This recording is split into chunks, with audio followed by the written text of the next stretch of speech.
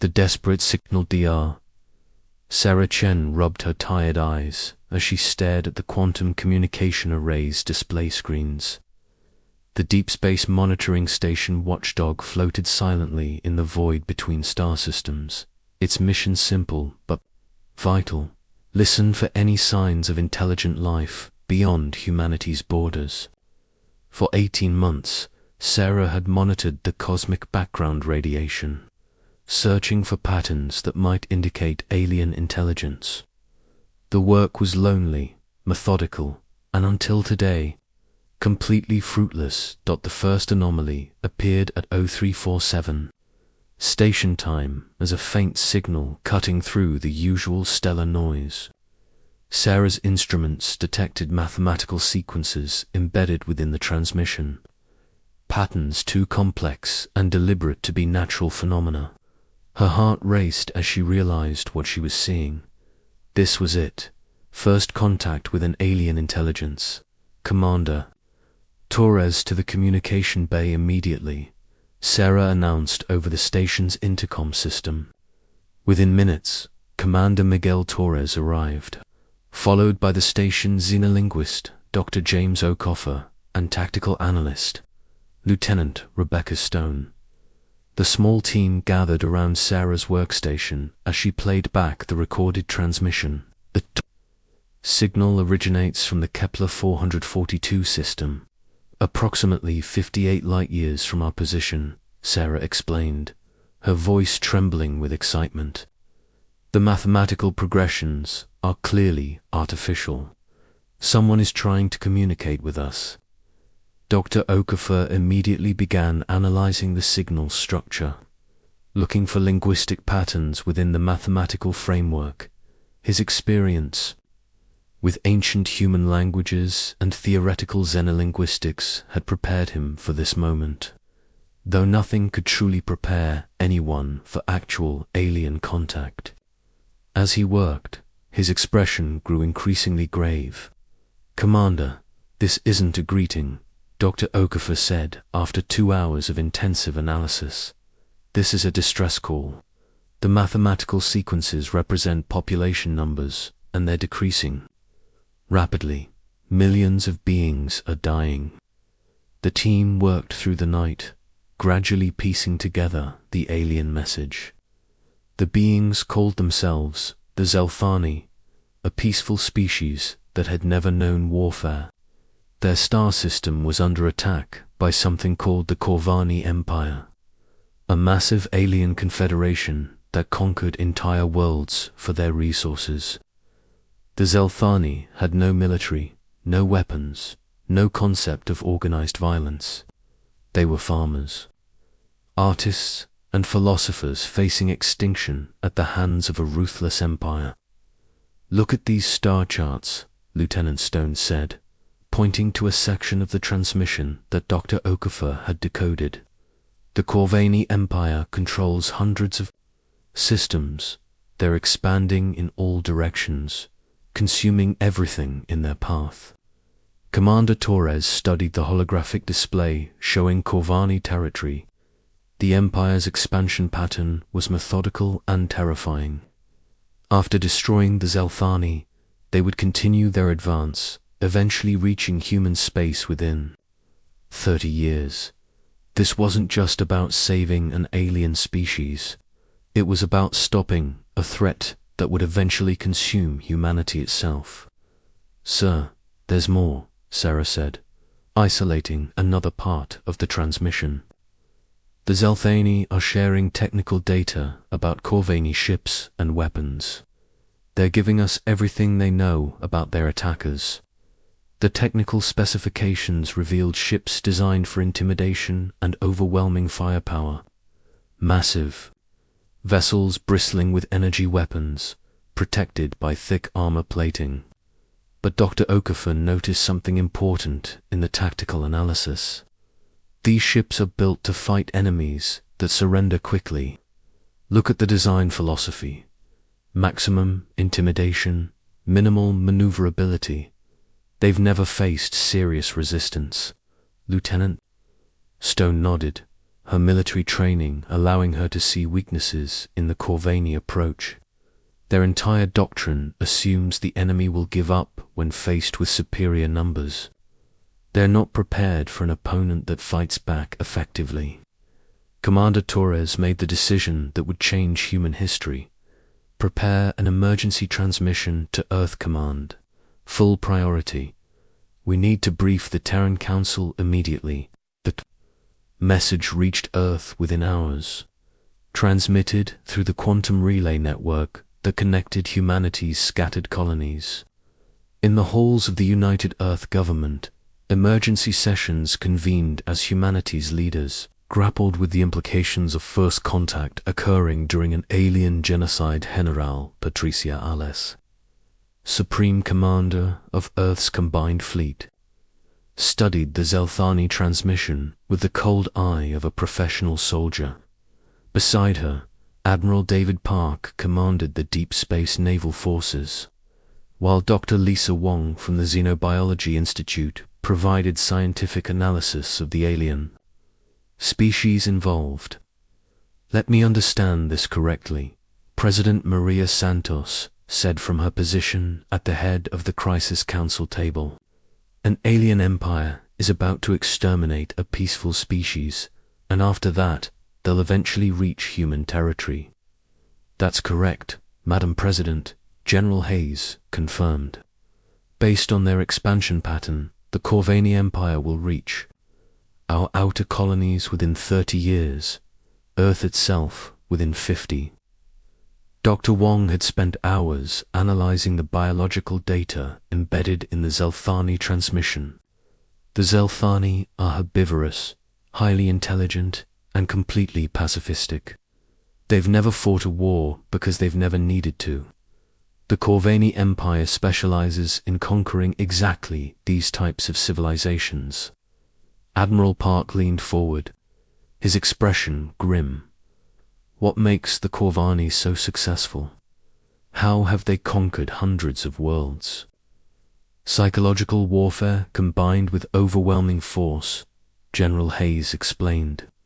They appear in massive fleets, demand, surrender, and destroy any world that refuses.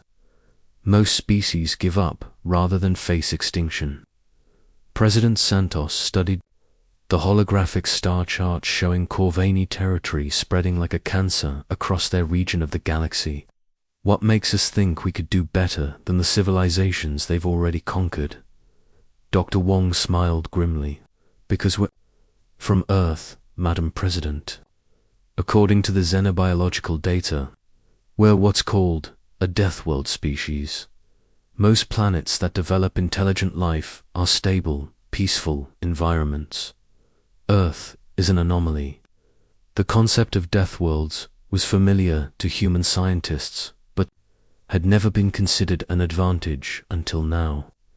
Earth's high gravity, extreme weather, dangerous wildlife, and geological instability had forged humanity into something unique among intelligent species, where other aliens evolved through cooperation and harmony. Humans had survived by fighting everything, including each other.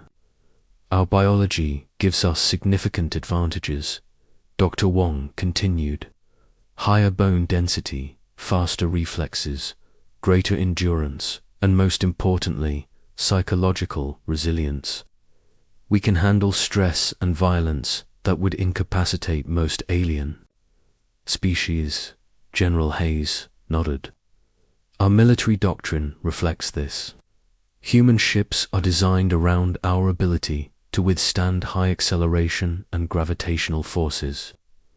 Our tactics assume the enemy will fight back intelligently. We've never developed strategies based on intimidation because intimidation has never worked on humans.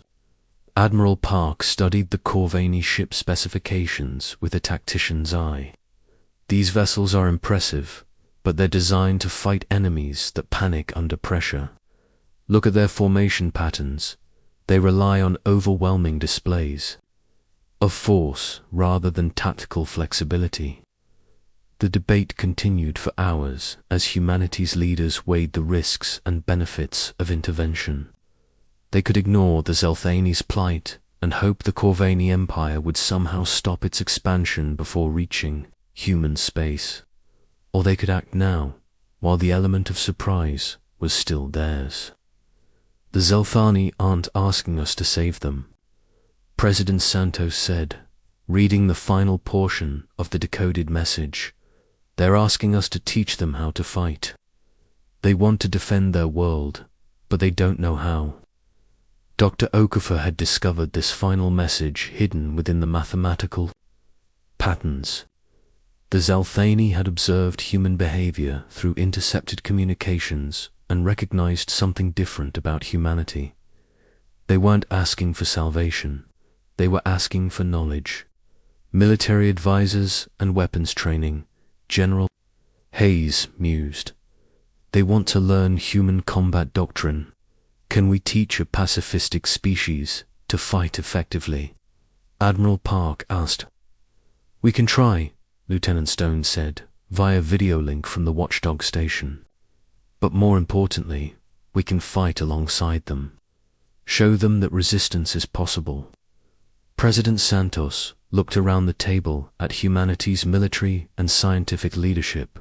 The decision would commit Earth's entire space fleet to a battle. 48 light years from home, fighting an empire that had never known defeat. But the alternative was waiting for that same empire to reach Earth's doorstep. Operation Liberation, President Santos announced.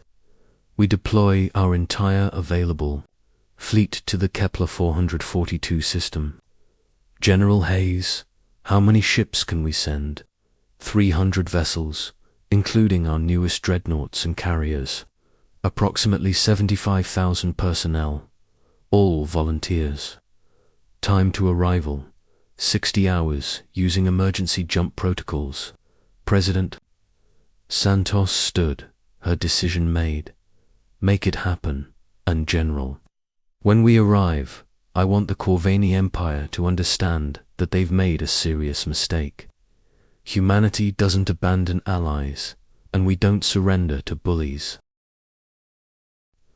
Operation Liberation, President Santos announced. We deploy our entire available fleet to the Kepler 442 system. General Hayes, how many ships can we send? 300 vessels, including our newest dreadnoughts and carriers. Approximately 75,000 personnel, all volunteers. Time to arrival, 60 hours using emergency jump protocols. President Santos stood, her decision made. Make it happen, and General. When we arrive, I want the Corvani Empire to understand that they've made a serious mistake. Humanity doesn't abandon allies, and we don't surrender to bullies. As alarms rang throughout Earth's orbital shipyards and military bases, the largest fleet in human history began preparations for humanity's first interstellar war. 300 ships representing the combined military might of Earth and its colonies prepared to jump into the unknown, carrying with them the hopes of two species and the determination of a world that had never learned to surrender. The Zelthana's distress call had reached the one species in the galaxy that might actually answer it with more than sympathy. Humanity was coming, and they were bringing everything they had. Asterisk thunder from the Deathworlders. Human fleet emerged from hyperspace at the edge of the Kepler 442. System like a swarm of steel predators materializing from the void. Ships of varying sizes and configurations spread across space in a formation that would have been impossible for most alien species to coordinate. Admiral David Park stood on the bridge of the flagship UES Defiance, watching as his fleet deployed, with the precision that only Deathworld reflexes could achieve. Tactical assessment, Commander Martinez. Admiral Park ordered as the fleet's sensors began painting the system with active scans. Commander Elena Martinez had spent the entire journey studying Corvani ship designs and battle tactics based on the intelligence provided by Zelthani, sir. We have 47 Corvani vessels in orbit around Zelthani Prime. They appear to be in bombardment formation, preparing to glass the planet's surface. The sight that greeted human eyes was horrifying.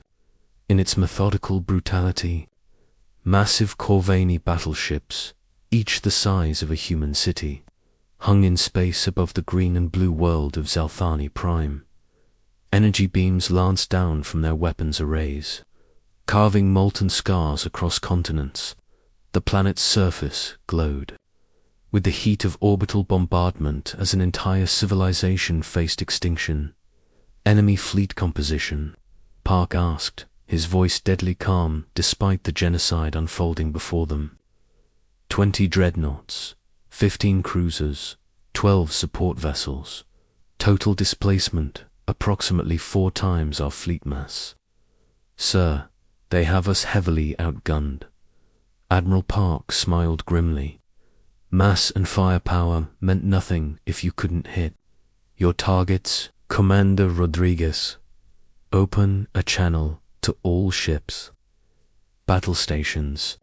Throughout the human fleet, crews strapped themselves into acceleration couches designed to handle the punishing G-forces of combat maneuvering.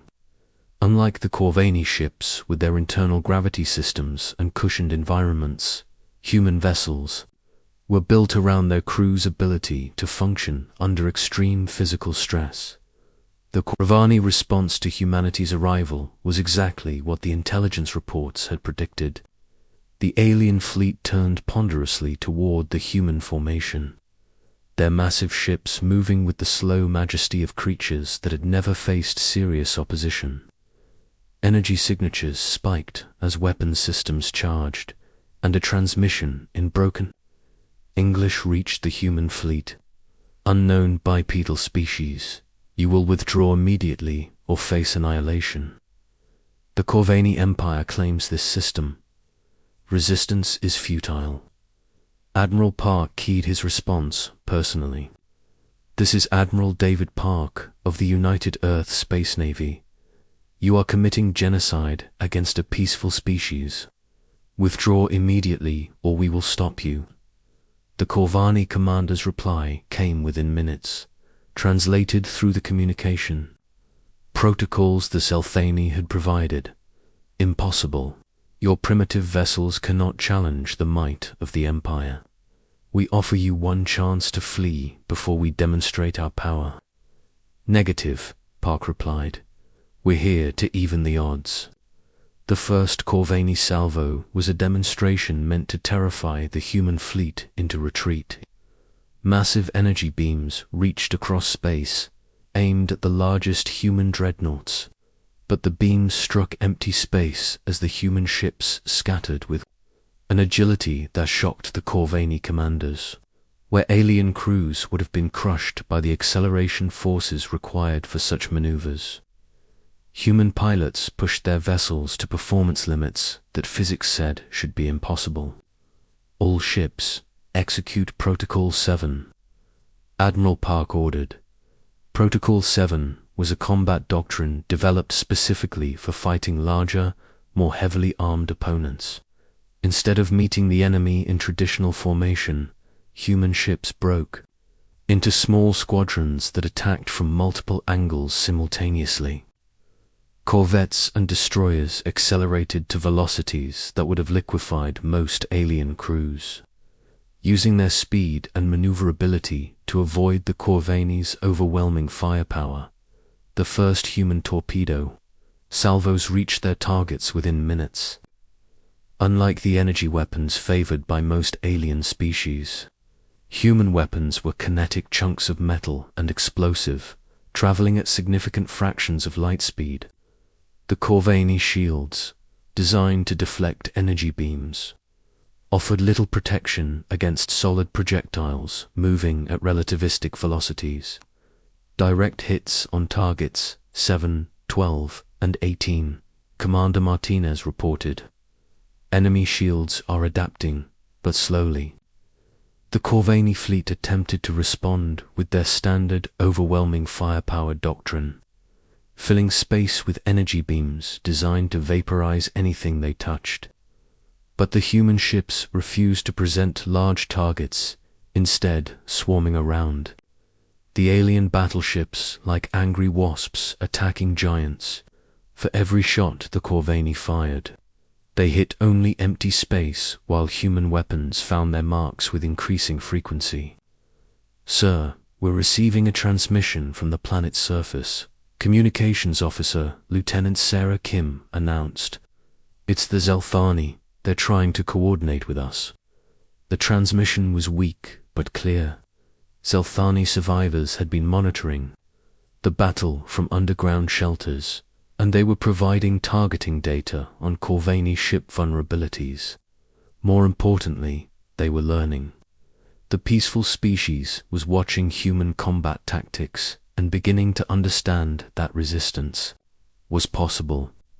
"Patch me through to the surface," Admiral Park ordered. Within moments, he was speaking directly to Zelthani Council leader Vorthka, whose translated voice carried a mixture of hope and determination that hadn't existed before humanity's arrival. "Admiral Park, we have weapons. Primitive by your standards, but we have learned to fight.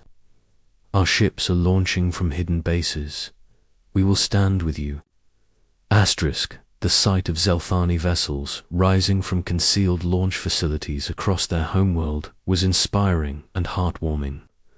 The ships were small, lightly armed, but they represented something the Corvini had never encountered before, a species that refused to die quietly.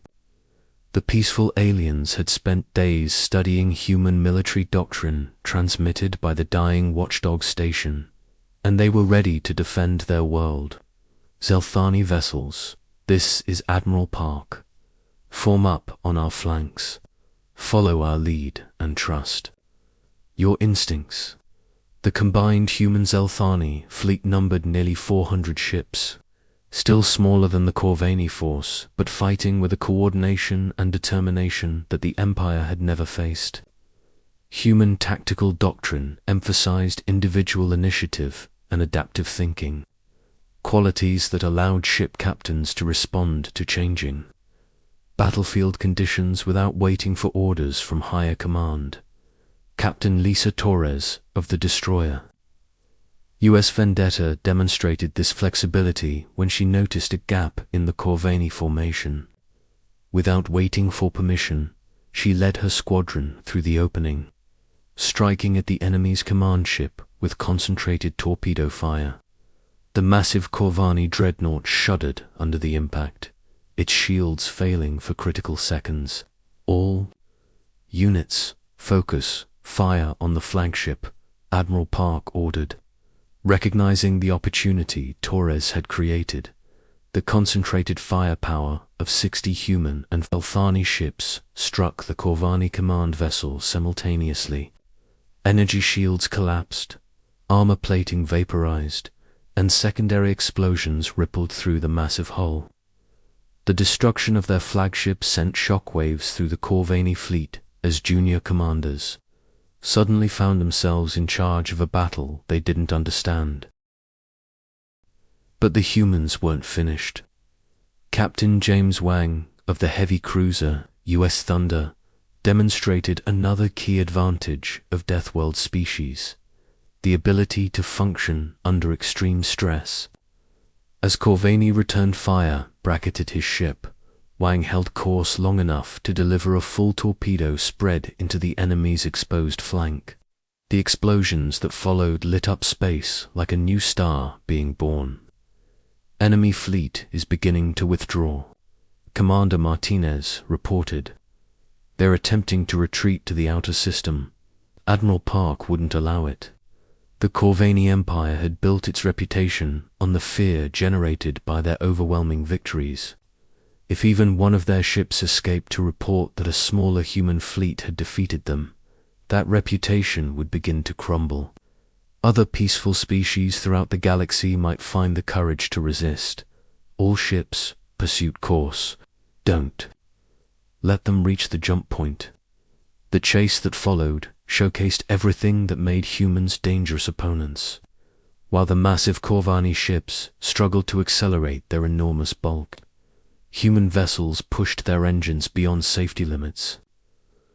G-forces that should have killed their crews merely stressed them as adrenaline and determination drove the pursuit.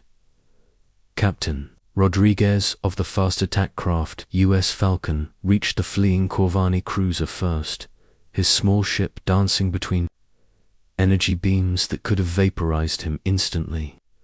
But instead of trying to destroy the larger vessel alone, he used human pack-hunting instincts to coordinate with other pursuing ships, like wolves bringing down much larger prey.